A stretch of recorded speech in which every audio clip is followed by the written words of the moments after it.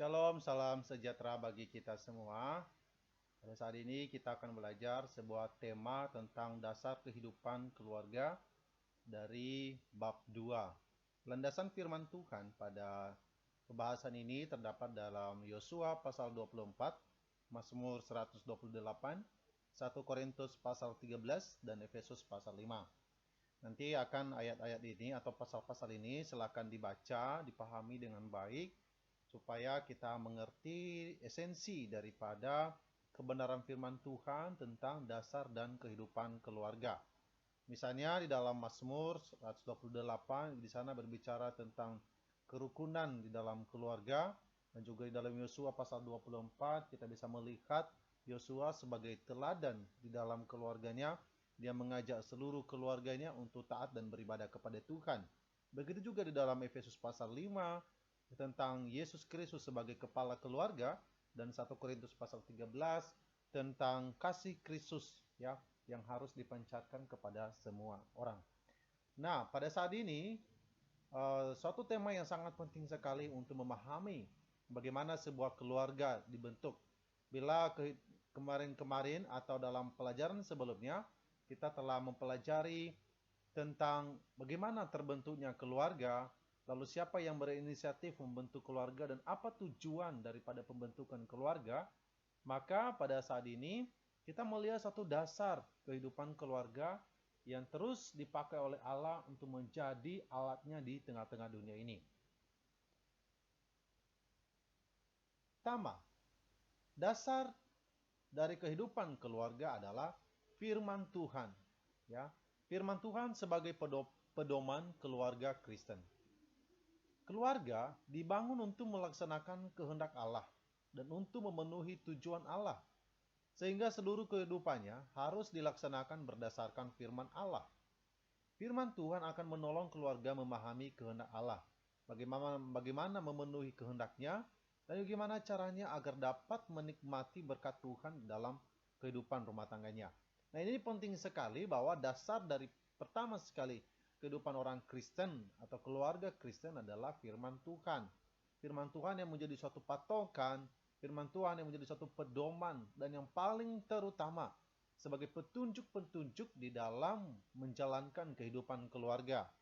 Bila keluarga kita didasarkan kepada kebenaran firman Allah, maka kita mengerti apa maksud dan tujuan Tuhan, seperti yang telah kita pelajari di dalam pelajaran minggu lalu. Nah, firman Tuhan akan menolong kehidupan keluarga memahami tujuan-tujuan Allah dan bagaimana setiap keluarga itu melandaskan kehidupannya pada apa yang Tuhan kehendaki, apa yang Tuhan firmankan di dalam kehidupannya. Maka, sebagai orang Kristen, mutlak firman Tuhan sebagai pedoman keluarga kita. Nah, kita bisa melihat contoh-contoh di dalam Alkitab. Salah satunya adalah Yosua. Yosua memberikan teladan bagaimana caranya membangun keluarga dengan mendasarkan pada firman Tuhan. Dikatakan di sana, tetapi aku dan seisi rumahku, kami akan beribadah kepada Tuhan. Bisa baca dalam Yosua pasal 24 ayat 15. Nah, ini adalah satu contoh di mana kehidupan keluarga Yosua dipakai oleh Allah untuk menyatakan bahwa seisi rumahnya adalah hanya untuk kemuliaan Tuhan. Sehingga ketika dia menjalani kehidupannya, dia melandaskan lewat kebenaran firman Tuhan dengan beribadah dan melakukan apa yang Tuhan kehendaki. Hidup menurut ajaran Alkitab adalah dasar yang kokoh bagi keluarga Kristen. Keluarga yang membangun kehidupan berdasarkan firman Tuhan akan selalu bersekutu untuk membaca Alkitab. Firman Tuhan adalah pedoman yang menjadi dasar untuk membangun kehidupan keluarga yang kokoh dan teguh. Nah, itulah sebabnya maka sangat penting sekali dalam setiap keluarga, orang tua, anak, ya harus membuat satu persekutuan, satu mesbah doa di dalam menjalankan kehendak Allah lewat pembacaan Alkitab setiap hari. Nah, dasar kehidupan keluarga yang seterusnya adalah B, yaitu kasih Kristus. Bisa melihat dalam 1 Korintus pasal 13 ayat 4 sampai 8. Nah, kasih Kristus adalah pengikat kehidupan keluarga. Kasih Kristus menjadi dasar atau patokan dalam menjalani kehidupan dalam keluarga. Kasih Kristus akan terpancar dalam keluarga bila keluarga tersebut tunduk kepada Kristus sebagai kepala keluarga.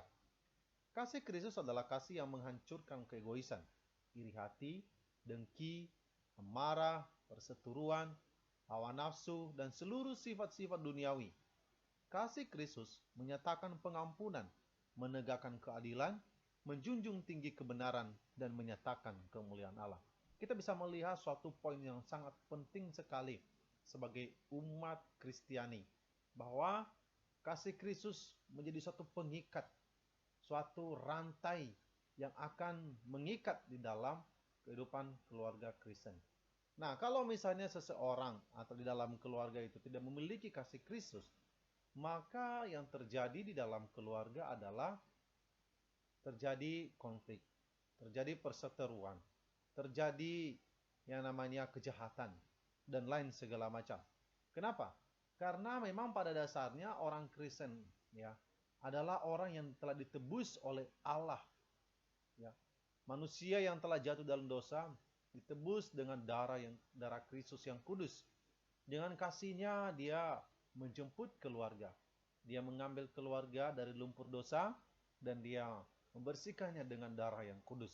Nah, ketika kasih Kristus itu telah berdiam di dalam kehidupan keluarga, maka yang ada adalah bukan lagi sifat-sifat duniawi yang telah dialami oleh seseorang sebelum dia mengenal Kristus, tapi justru ketika seseorang telah hidup di dalam kasih Kristus, maka dia tidak lagi memiliki sifat-sifat yang duniawi seperti yang telah kita bahas tadi, seperti keegoisan, iri hati, dengki, dan seterusnya. Kenapa? Karena Kristus telah hidup di dalamnya. Kristus telah berdiam diri di dalamnya. Ya, karena Kristus mengatakan, barang siapa ada di dalam aku di dalam dia. Ya. Nah, apa yang maksudnya? Bahwa ketika Kristus tinggal di dalam kita, maka yang kita pancarkan adalah kasih Kristus kepada orang-orang di sekitar kita. Nah, ini penting sekali sebagai keluarga Kristen memahami bahwa kasih Kristus ini adalah harus atau mutlak yang dimiliki oleh setiap orang yang percaya, supaya keluarganya bisa menjadi keluarga yang harmonis. Lalu selanjutnya adalah cinta kasih. Dasar kehidupan Kristen yang selanjutnya adalah cinta kasih. Manusia diciptakan segambar dan serupa dengan Allah dan memiliki kemampuan untuk mencintai. Nah, ini kita didesain oleh Allah, kita diciptakan oleh Allah itu serupa dengan gambarnya. Kita dibentuk di dalam suatu kemampuan yang tertinggi dibandingkan dengan makhluk-makhluk yang lainnya. Ya, memang kalau kita bisa melihat makhluk-makhluk yang lainnya atau hewan-hewannya ini memiliki juga kemampuan untuk ya bersama-sama dengan hewan yang lainnya. Nah, tetapi manusia lebih tinggi ya kemampuannya ya di dalam hal mencintai. Ya, ada beberapa bentuk ekspresi cinta kasih yang sering sekali kita dengarkan. Ya, yang sering sekali kita dengarkan tentang ekspresi cinta kasih yang pada umumnya. Yang pertama adalah phileo atau cinta bersyarat. Yaitu cinta yang tumbuh berdasarkan sikap seseorang terhadap kita. Nah, cinta ini bertumbuh karena seringnya berinteraksi dan hubungan yang akrab, terhubung melalui emosi karena sering bersama dan merasa cocok. Nah, phileo sesungguhnya adalah kasih persaudaraan. Di dalam Alkitab, Tuhan Yesus menunjukkan phileo dengan para muridnya dan sahabatnya. Cinta ini sangat diperlukan di antara anggota keluarga, ayah dan ibu, dan juga anak-anak. Cinta phileo akan membangun hubungan yang saling menguntungkan, saling mengagumi, mengasihi sebagai seorang saudara. Ya, keluarga yang membesarkan anak-anak dengan cinta ini akan membuat anak-anak mereka bertumbuh dalam sikap saling menghargai dan memiliki keterikatan batin di antara anggota keluarga. Jadi jelas bahwa cinta filial ini walaupun dia adalah cinta bersyarat, tetapi secara khusus ditujukan di dalam cinta kepada kehidupan keluarga atau kepada suatu persaudaraan yang rukun di dalam Kristus Yesus. Nah, yang kedua adalah cinta eros, yaitu cinta terhadap lawan jenis. Cinta ini tumbuh karena perasaan menginginkan seseorang yang berlawanan jenis. Cinta eros seringkali muncul tanpa perencanaan sebelumnya, biasanya dalam bentuk nafsu. Eros tidak boleh ada dalam hubungan apapun, kecuali pasangan suami istri. Ya, cinta ini harus dijaga kekudusannya dalam pernikahan. Nah, banyak orang jatuh di dalam cinta eros karena keadaan atau pengaruh-pengaruh tertentu yang membuat seseorang jatuh sehingga suatu kekudusan di dalam pernikahan itu telah hilang. Lalu bagian C yaitu storge atau cinta keluarga. Nah, cinta ini adalah satu cinta mesra dari orang tua terhadap anak-anaknya. Cinta ini harus dimiliki oleh orang tua agar dapat membesarkan anak-anaknya dengan kasih sayang dan menanamkan karakter baik dalam diri mereka. Anak yang merasa ditolak akan bertumbuh menjadi anak yang rendah diri dan pendendam. Nah, penerimaan, perlakuan, kata-kata, dan sikap orang tua adalah ekspresi yang dapat dirasakan oleh seseorang. Apakah mereka dicintai atau tidak? Nah, dalam Efesus pasal 5 ayat 4 dikatakan, dan kamu bapak-bapak, janganlah bangkitkan amarah di dalam hati anak-anakmu. Jadi, kesimpulan kita bisa melihat di sini, orang tua bertanggung jawab memberi cinta kasih dan menumbuhkan di antara anggota keluarga. Nah, cinta storge adalah sangat penting sekali dalam kehidupan keluarga Kristiani kita. Kenapa? Karena kita hidup di dalam keluarga, kita bertumbuh di dalam keluarga, kita menerima Kristus di dalam keluarga, kita menikmati kasih Allah di dalam keluarga. Nah, seorang ayah dan ibu harus saling mencintai. Dan begitu juga orang tua harus mencintai anaknya. Dan juga anak-anak harus sebaliknya mencintai juga orang tuanya. Nah, ini sangat penting sekali untuk kita pahami bahwa dalam kehidupan keluarga kita, cinta storge adalah suatu hal yang sangat penting sekali. Yang terakhir adalah agape, ya, cinta tak bersyarat atau kasih tak bersyarat. Ini adalah cinta sejati, gambaran kasih Allah terhadap orang berdosa. Nah, kita bisa melihat manusia yang berdosa, Allah datang ke dunia, dia mengambil manusia yang berdosa itu supaya mereka hidup kembali. Ya, dengan kasihnya, dia menjelma menjadi manusia dan membebaskan setiap orang dari segala dosa. Nah, manusia tidak layak menerima kasih Allah sebenarnya. Kenapa? Karena kita manusia berdosa. Namun, Allah mengasihi manusia bukan atas dasar kelayakan manusia, melainkan karena Allah adalah kasih. 1 Yohanes pasal 4:8. Kasih inilah yang dapat memulihkan luka hati, mengampuni orang lain, dan menerima keadaan apapun. Meskipun kita itu mengalami berbagai yang namanya sakit hati, ataupun kita disakiti. Cinta agape adalah cinta yang mau berkorban untuk orang lain. Nah, buktinya adalah di dalam Yohanes pasal 3 ayat 16. Karena begitu besar kasih Allah akan dunia ini, sehingga ia telah mengaruniakan anaknya yang tunggal, supaya setiap orang yang percaya kepadanya tidak binasa, melainkan beroleh hidup yang kekal. Nah, Kristus adalah ekspresi daripada cinta agape, dan dia adalah teladan di dalam menunjukkan cinta agape. Ia tidak hanya mengasihi dan mengampuni, tetapi ia memberikan nyawanya untuk menebus manusia berdosa. Nah, cinta ini yang harus mendominasi sebuah keluarga yang takut akan Tuhan. Nah, keluarga yang takut akan Tuhan akan mengingat akan hal ini, karena dia mengingat Kristus yang telah menyelamatkan keluarganya, maka menjadikan Kristus sebagai pusat di dalam kehidupannya. Selanjutnya, yang terakhir adalah Kristus adalah kepala keluarga. Ya, ada kekurangan di sini. Kristus adalah kepala keluarga.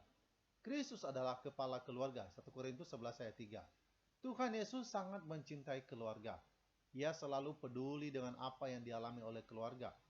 Kristus melayani, mengasihi, dan juga menyelamatkan keluarga. Karena Kristus adalah kepala keluarga, maka Kristus adalah sumber kehidupan. Keluarga yang hendak membangun kehidupannya dengan benar adalah keluarga yang menjadikan Kristus sebagai sumber kehidupannya, karena keluarga Kristen tidak dapat terlepas dari Kristus. Nah, ini adalah suatu hal yang sangat penting dalam mendasari kehidupan keluarga Kristen yang sejati, ya, bahwa Kristus ya adalah kepala keluarga. Dia yang paling tertinggi. Nah, bila Kristus adalah kepala keluarga, maka kita sebagai anggota tubuhnya harus tunduk kepada Kristus sebagai kepala keluarga. Memang kita harus pahami bahwa hal ini sangat penting sekali untuk membangun suatu keluarga yang benar-benar hidup di dalam kasih Kristus. Ya. Nah, Kristus adalah kepala keluarga, itulah sebabnya maka Kristus juga sebagai kehidupan. Ya. Kristus memelihara, menjaga, menghibur, menguatkan, mengasihi keluarga kita. Ya. Kalau kita benar-benar tunduk kepada Kristus sebagai kepala, sebagai pribadi yang kita kagumi dari hari ke hari. Nah, ini sangat penting sekali untuk dipahami bahwa membentuk sebuah keluarga, dia harus memahami dasar-dasar daripada kehidupan keluarga yang sesungguhnya. Keluarga sejati menjadikan Kristus sebagai pusat keluarganya. Dengan kasih dan anugerahnya, membentuk dan mengasihi keluarga agar menjadi keluarga yang memancarkan kemuliaan Tuhan di dunia. Nah, kiranya sudah jelas bahwa dasar dari keluarga Kristen yang sudah kita bahas tadi itu merupakan suatu hal yang sangat penting sekali untuk dipahami, disimak, dan juga dimengerti, supaya nanti anak-anak remaja yang akan menuju kepada suatu proses pernikahan yang mengerti maksud dan tujuan Allah dan bagaimana dasar-dasarnya membentuk sebuah keluarga yang sesungguhnya. Demikianlah materi pada saat ini. Tuhan Yesus memberkati kita semua. Shalom.